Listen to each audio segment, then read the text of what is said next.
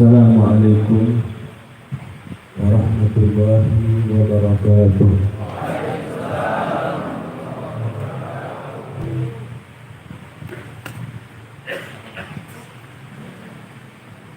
Alhamdulillah.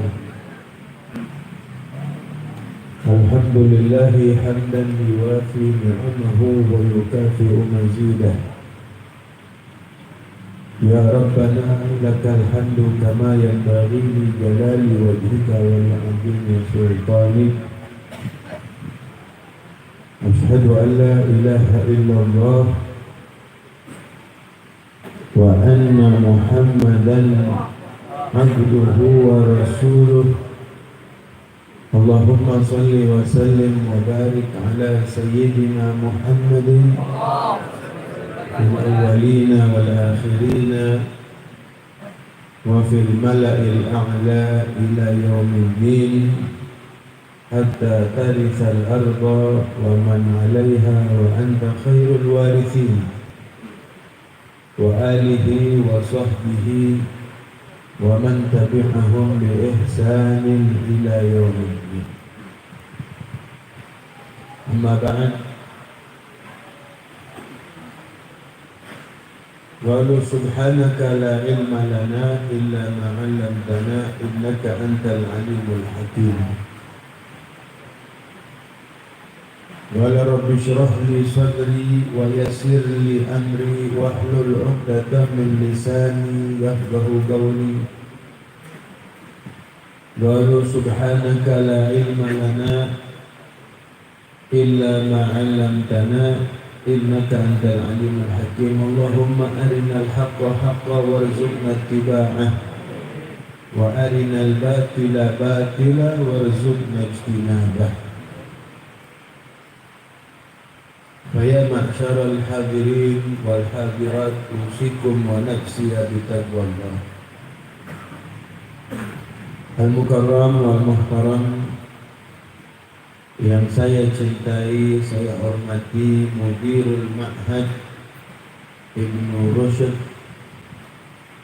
Bapak Al-Ustaz Suarifin Mata'anallah biduni hayatihi, amin ya rabbal alamin. Juga pembawa acara yang saya hormati Al-Ustaz Khalid beserta para dewan guru Pondok Pesantren Modern Ibnu Rushd. Kita doakan mudah-mudahan Pondok Pesantren Ibnu Rushd diberikan barakah oleh Allah Subhanahu wa taala, bisa bermanfaat untuk memperjuangkan agama yang dibawa oleh junjungan kita Nabi besar Muhammad sallallahu alaihi wasallam. Juga yang saya hormati para asatidz, para habaib, para orang tua, Al-Mukarram wal Muhtaram, Bapak Haji Sadin, Al-Ustaz Syafuddin, Al-Ustaz Bahar. Juga yang saya hormati Bapak RW 010 Kelurahan Pururena, Bapak Danton Hamdani. Juga para tokoh masyarakat yang saya tidak sebut satu persatu namanya, namun tidak mengurangi rasa hormat dan takzim. Alhamdulillah, pada malam hari ini kita berkumpul bersama di Yayasan Pondok Pesantren Ibnu Rushd untuk merayakan hari kelahiran baginda kita Nabi besar Muhammad sallallahu alaihi wasallam. Tadi kata Mudirul Ma'had Ustaz Suharifin, baru tahun ini walaupun niatnya sudah lama. Alhamdulillah, saya kira tempoh hari Ustaz Suharifin datang ke Pondok Pesantren ngundang. Sebenarnya saya udah ada acara juga di Pekayon. Saya bilang saya ingin menerima acara Ustadz sebenarnya Oktober, November, namun karena Pondok Pesantren Ibnu Rushd tetangga kita, ya insya Allah saya usahakan walaupun Tadi ada acara dulu, mohon maaf terlambat. Mudah-mudahan duduknya kita bersilaturahmi pada malam hari ini untuk merayakan Maulid Nabi kita Muhammad SAW akan memperkuat. Allah berikan kekuatan persaudaraan ukhuwah Islamiyah kita. Amin ya rabbal alamin. Hadirin jamaah sekalian yang dimuliakan Allah Subhanahu wa taala. Kalau bicara tentang peringatan Maulid, berarti yang dibicarakan adalah baginda kita Nabi besar Muhammad sallallahu alaihi wasallam, yang mana begitu banyak kitab-kitab yang dikarang oleh para ulama tentang kemuliaan Nabi. Banyak banget. Bahkan solawat, gosidah itu ribuan, bahkan puluhan ribu gosidah untuk memuji Nabi kita Muhammad. Jadi banyak banget sebenarnya kalau kita mau bicara tentang baginda kita Nabi besar Muhammad.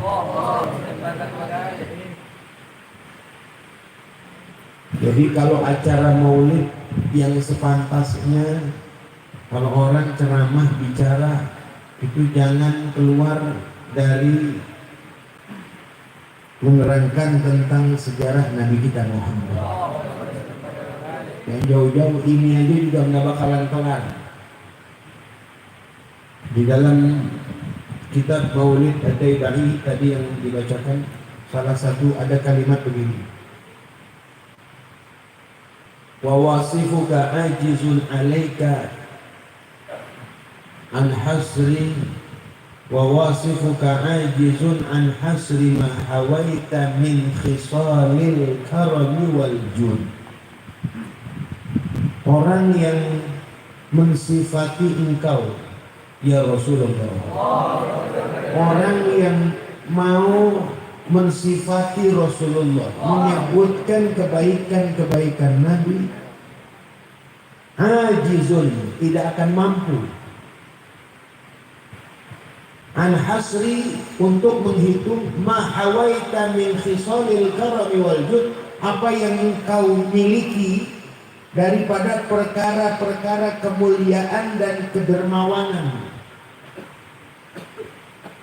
Jadi nggak bisa, saking banyaknya. Makanya saya kadang-kadang suka bingung kalau ada penceramah yang ceramah di acara maulid, ngomongnya ngelantur kemana aja. Kadang dalam ngomongin politik, dalam ngomongin urusan dunia, dalam ngomongin apa aja diomongin. Padahal sepantasnya, kalau dikatakan tadi oleh Ustaz Khalid mau acara, ini acara inti. Kalau ceramah itu yang dibahas tentang Nabi Muhammad, maka termasuk acara inti daripada peringatan Maulid. Yang mana ceramah ini adalah menjabarkan apa yang dibaca tadi daripada Siratun Nabawiyah. Tadi itu dibaca sejarah Nabi. Ya. Al-Imam Abdurrahman Ad-Daibai radhiyallahu anhu itu beliau pengarang Maulid Daiba yang tadi kita baca. Itu beliau karang ringkasan sejarah Nabi, ringkasan. Bahkan tadi yang dibaca ringkasan dari ringkasan, tidak semua dibaca tadi. Kalau dibaca semua bisa sampai jam 1 baru kelar kita. Jadi ringkasan itu kitab Maulid Ad-Daiba itu ringkasan sejarah Nabi, selingkas-ringkasnya. Apa tujuan beliau mengarang? Dulunya nih, tujuan beliau mengarang itu dibaca depan murid-muridnya. Kulla lailatul Jum'ah, setiap malam Jumat itu dibaca sama murid-murid beliau. Tujuan beliau begitu, untuk dibaca sama murid-murid beliau. Padahal beliau pun ngarang kitab tentang sejarah Nabi, sejarah Rasulullah. Beliau karang 4 jilid kitab sejarah Nabi Muhammad SAW. Sengaja untuk dibaca malam Jumat, beliau karang ringkasannya supaya tidak begitu panjang. Lah kalau misalkan umpama peringatan Maulid yang dibaca kitab Sirah Ibni Hisham, mau sampai kapan kelarnya? Atau kitab Nurul Yakin yang tebal ini dibaca sampai subuh kita baru bubar. Ini pengarang-pengarang Maulid sengaja pengarang kitab Maulid ya, untuk dibaca acara-acara perayaan Maulid. Bahkan di setiap acara Ijtima'ul Muslimin dibacakan itu untuk apa? Untuk menambahkan kecintaan kita kepada Nabi kita Muhammad. Karena kecintaan kepada Rasulullah itu merupakan bagian dari agama. Orang kalau mau cinta kepada Allah, dia harus cinta kepada Nabi Muhammad. Coba Nabi bersabda begini dalam hadis, "Adibu auladakum ala salasi khisalin." Didik anak kalian 3 perkara. Yang paling pertama disebut sama Nabi bukan hubbillah, bukan. Atau hubbi rabbikum, bukan. Nabi sebut pertama apa? Hubbi nabiyikum. Cintai Nabi kalian. Ajarin anak-anak kalian yang pertama mencintai Nabi kalian. Karena otomatis orang kalau udah cinta sama Nabi, pasti dia cinta sama Allah. Pasti itu. Tapi orang yang cinta sama Allah ya, belum tentu dia beriman kepada Nabi Muhammad. Belum tentu dia cinta kepada Nabi Muhammad. Maka imannya nggak diterima. Kok bisa begitu? Bisa. Orang-orang Yahudi, orang-orang ahlul kitab kan? Ahlul kitab ini orang kafir, ya, yang mana mereka itu Tuhannya Allah. Nabinya Nabi Isa. Kitabnya kitab Injil. Injilnya betul-betul Injil yang dulu ya. Betul-betul Injil yang diturunkan oleh Allah, bukan Injil yang sekarang. Itu ahlul kitab. Mereka beriman kepada Allah. Mereka beriman kepada Nabi Isa dan mengatakan Nabi Isa itu utusan Allah, bukan anak Allah seperti orang-orang Nasrani sekarang yakini bahwasanya Nabi Isa itu anak Tuhan. Kalau ahlul kitab itu mereka mengatakan Nabi Isa utusan Allah. Kitab mereka apa? Injil. Tapi begitu Allah utus Nabi Muhammad, Allah turunkan Al-Quran, mereka nggak mau beriman. Mereka tetap berpegang teguh untuk mengimani Nabi Isa sebagai Rasul dan mengimani kitab Injil sebagai kitab sucinya. Mereka tidak menerima iman kepada Nabi Muhammad SAW. Maka mereka pun dinamakan kafir kitabi. Kafir juga dia. Padahal dia Tuhannya Allah. Dia tidak mengadakan Tuhan selain Allah. Tuhannya Allah. Nabi Isa Rasulullah, dia katakan. Injil kitab Allah. Tapi karena dia tidak beriman kepada Nabi Muhammad, tidak diterima keimanannya. Disebut di dalam Al-Quran, innal ladzina kafaru min ahlil kitabi. Disebut kafir juga dia. Innal ladzina kafaru min ahlil kitabi wal musyrikina. Di mana tempatnya? Fi nari. Kenapa sebabnya? Karena mereka tidak beriman kepada Rasulullah. Mereka tidak mengakui Nabi Muhammad sebagai Nabi. Nah, jadi mencintai Nabi itu bagian daripada agama. Bahkan Allah Subhanahu wa Ta'ala pernah menyebutkan kepada Nabi Allah Musa, "Ya Musa, katakan kepada umatmu untuk beriman kepada Muhammad kekasihku. Walaupun mereka beriman kepadaku, walaupun mereka beriman kepada engkau, tapi mereka tidak mengimani bahwasannya aku akan utus nanti Nabi akhir zaman kekasihku Muhammad, maka iman mereka tidak akan aku terima," kata Allah Subhanahu wa Ta'ala. Ini Nabi Rasulullah SAW, bukan sembarang, ya, bukannya Nabi ini sangat istimewa ya di kedudukannya di sisi Allah Subhanahu. Sayyidina Uwais Al-Qarani radhiyallahu anhu, beliau pernah mengatakan kepada Sayyidina Umar dan Sayyidina Ali begini, ma araftu ma min Rasulillah illa dzikr.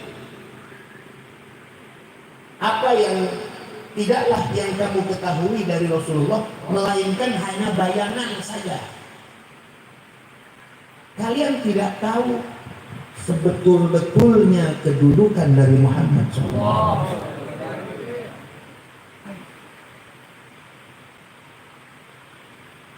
Secara hakiki, secara betul. Kalau kita lihat pohon, Pak, kita lihat pohon, umpama kita lihat bayangan pohon dari tanah ya, kita lihat bayangan pohon. Kita bisa tahu apa enggak tuh? Itu pohon apa? Bisa tahu nggak? Nggak bisa tahu. Paling kita bisa sebutnya itu pohon. Tapi kita tidak bisa lebih spesifik lagi pohon apa itu. Itu Sayyidina Uwais Al-Qarani bicara begitu kepada Sayyidina Umar dan Sayyidina Uthman yang kesehariannya bersama Nabi. Bilang, kalian tidak tahu apa yang kalian tahu dari Nabi SAW, dari Rasulullah. Itu hanya bayangan saja. Tidak tahu kedudukan sebenarnya Nabi kita Muhammad SAW. Yang tahu betul kedudukan sebetul-betulnya Nabi Muhammad SAW adalah Allah Subhanahu wa Ta'ala. Allah doang yang tahu. Nanti di hari kiamat kita baru tahu kedudukan betul-betul kedudukan Nabi Muhammad.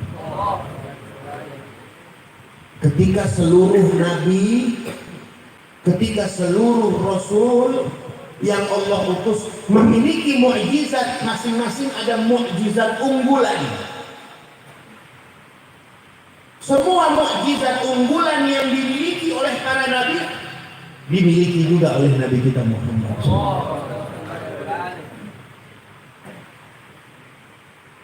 Nabi Allah Musa mukjizatnya apa? Belah, kan itu yang paling nyohon, ya kan? Ngebelah, laut dibelah atas izin Allah. Rasulullah Sallallahu Alaihi Wasallam bukan hanya laut yang dibelah, bulan dibelah oleh Nabi Sallallahu Alaihi Wasallam. Syuqal qamaru nataqal hajaru sa'ati syajaru bi isyaratihi. Syuqal qamaru, dibelah itu bulan oleh Nabi Sallallahu Alaihi Wasallam. Itu bulan yang ada sekarang ini sama, itu terbelah dua. Ada belahan tengahnya, cuman kita nggak lihat kecuali pakai ilmu apa namanya? Astronomi. Itu mereka lihat, ahli-ahli astronomi, mereka lihat belahan bulan itu karena memang pernah dibelah oleh Nabi Sallallahu Alaihi Wasallam.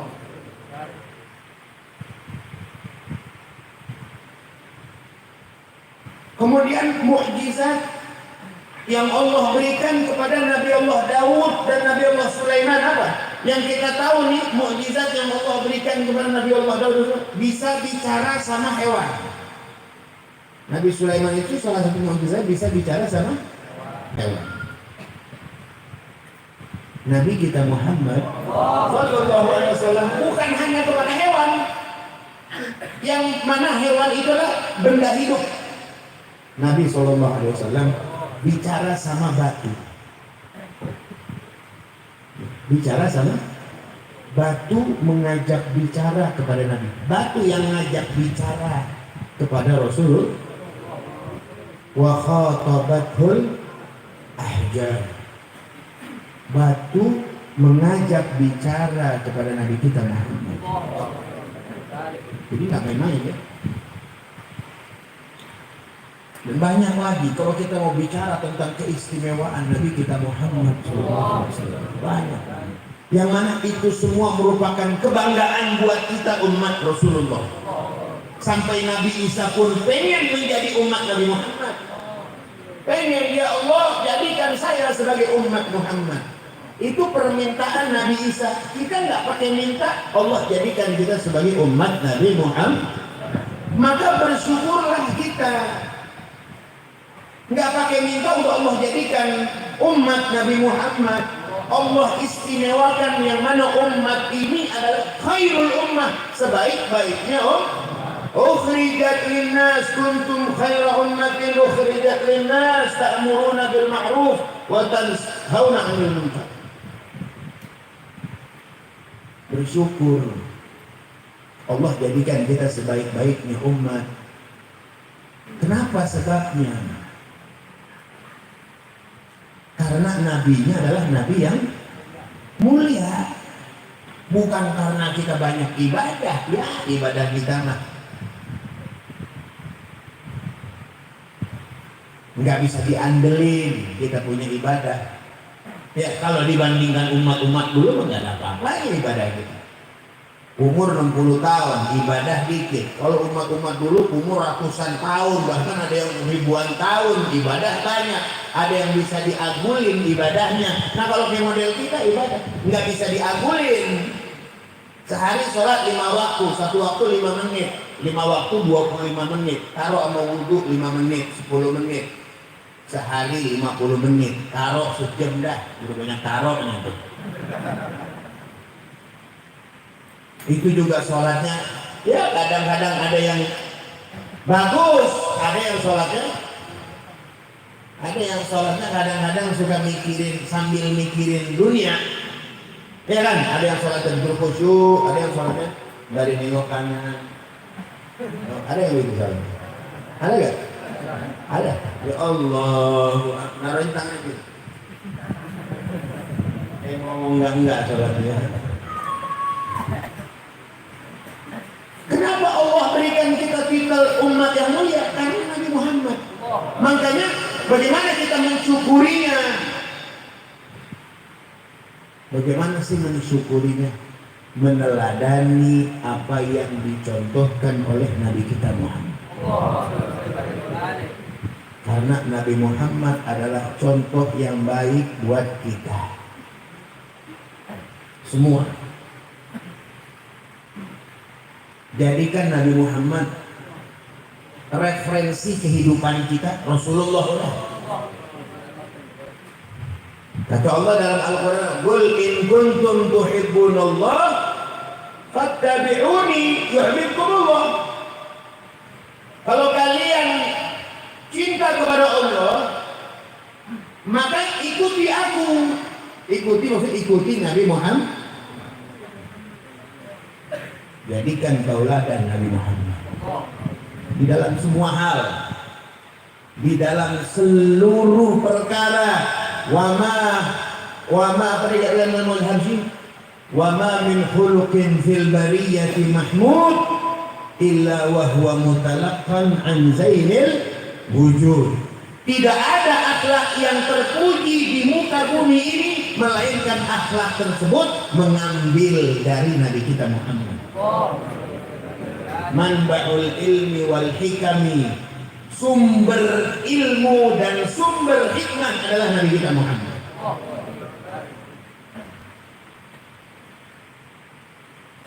Ini yang kita pelajari nih, pondok pesantren kan ilmu banyak. Ada ilmu sorof, ilmu nahu, ilmu fikih, ilmu tafsir, ilmu hadis.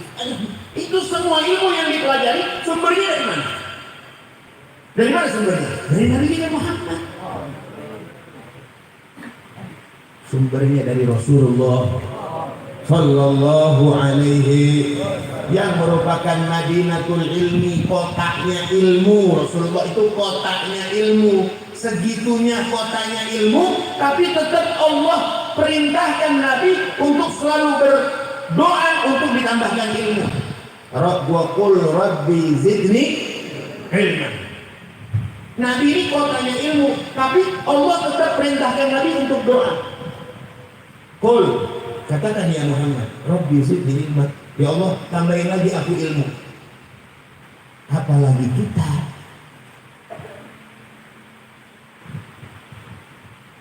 Yang minim banget sama ilmu agama, mestinya kita yang lebih banyak berdoa untuk ditambahkan ilmu oleh Allah Subhanahu, dengan kita duduk di majelis ilmu, terutama anak-anak santri. Masya Allah, Allah berikan kesempatan buat kalian untuk hidupnya untuk nuntut ilmu. Jadi nggak pakai mikirin kerja, nggak pakai mikirin dunia, nggak pakai mikirin nuntut ilmu aja.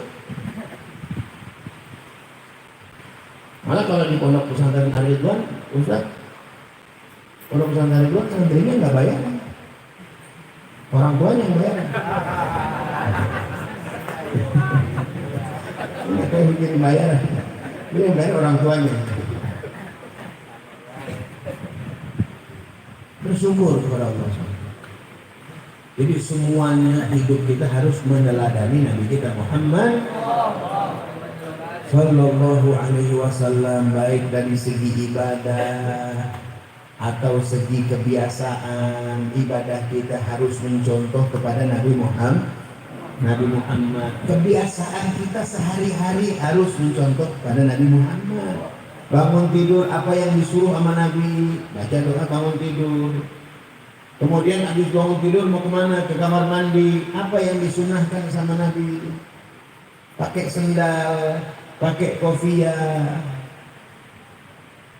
Sebelum masuk baca doa, Bismillahirrahmanirrahim, inni a'udzubika minal khubuthi wal khaba'ith.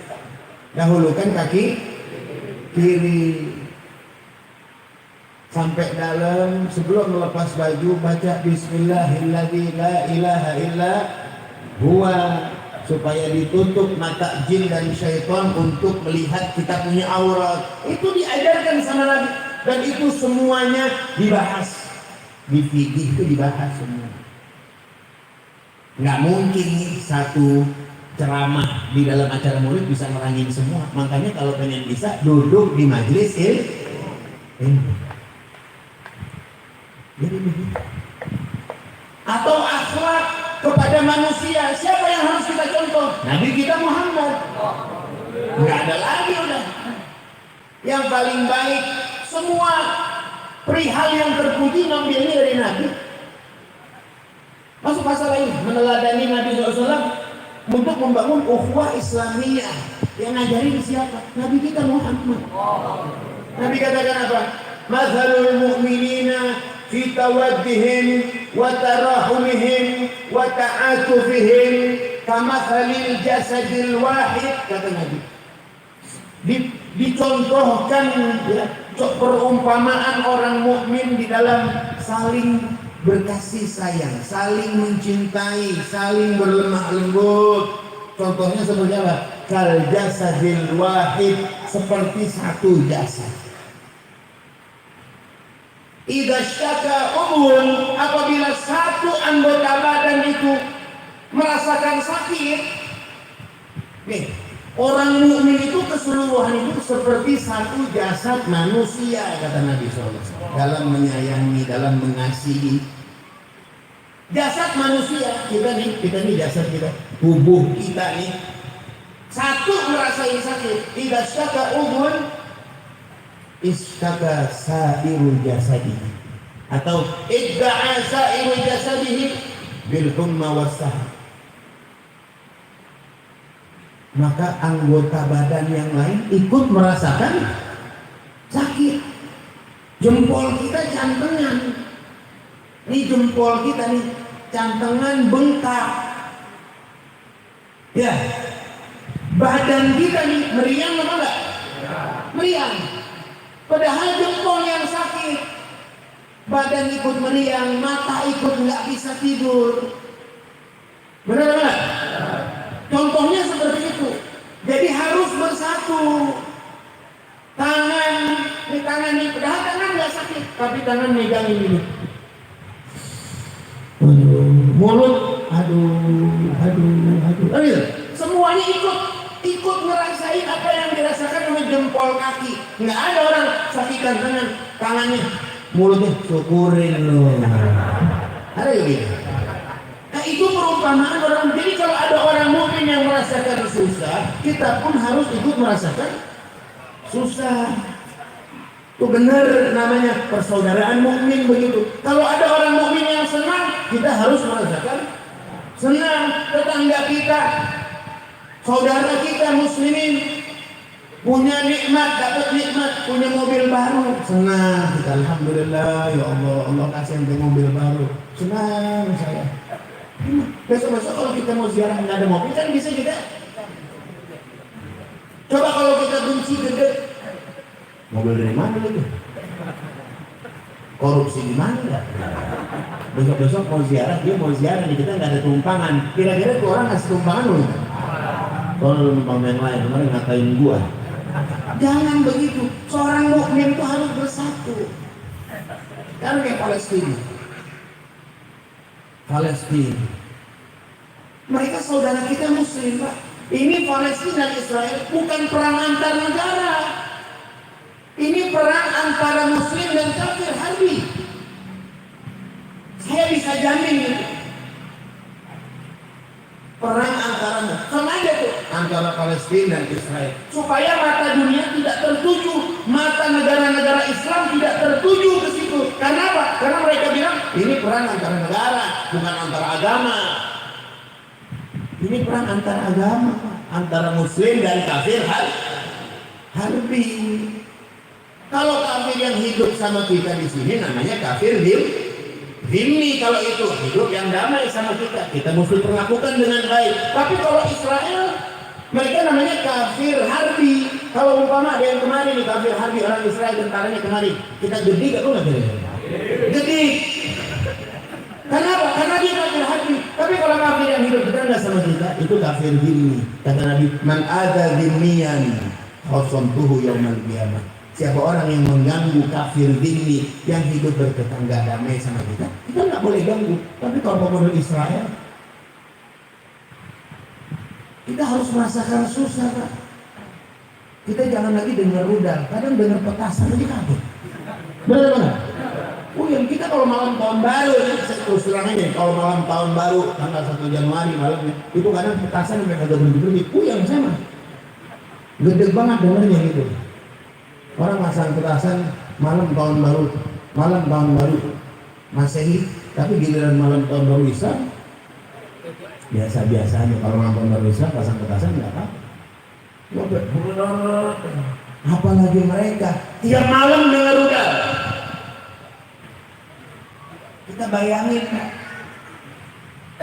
makanya kalau orang tidak ada rasa kasihan dalam hati, seorang mukmin yang tidak ada rasa kasihan dalam hatinya atas apa yang terjadi di Palestina, maka perlu diragukan keimanannya. Tadi disebutkan hadis oleh guru, la yu'minu ahadukum hatta yuhibba li nafsihi hatta yuhibba la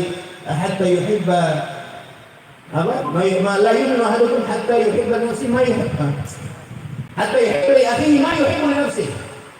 Tidak sempurna iman kalian kata Nabi sehingga kalian ini mencintai saudaranya seperti kalian mencintai diri kalian sendiri. Maksudnya saudara itu saudara sesama muslim. Mau di negara mana tetap saudara kita. Mau dia di Papua, mau dia di Ambon, mau dia di Amerika. Kemarin Myanmar tuh dibantai muslim. Sedih kita, Pak.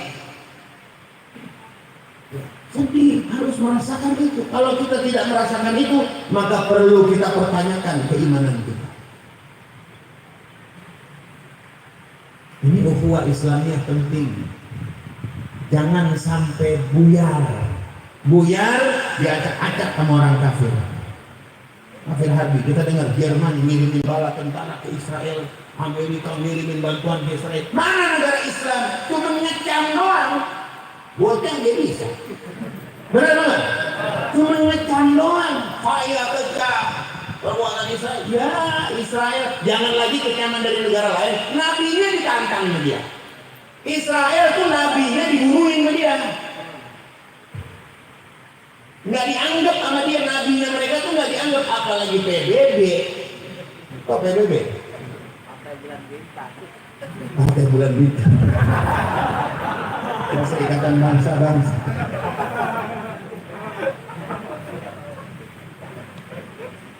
Jadi mesti bersatu nih, Islam ini mesti bersatu, jangan pecah. Ya Allah, cuman gara-gara beda pendapat pecah, beda pilihan pecah. Jangan, beda pendapat silahkan, beda mazhab silahkan.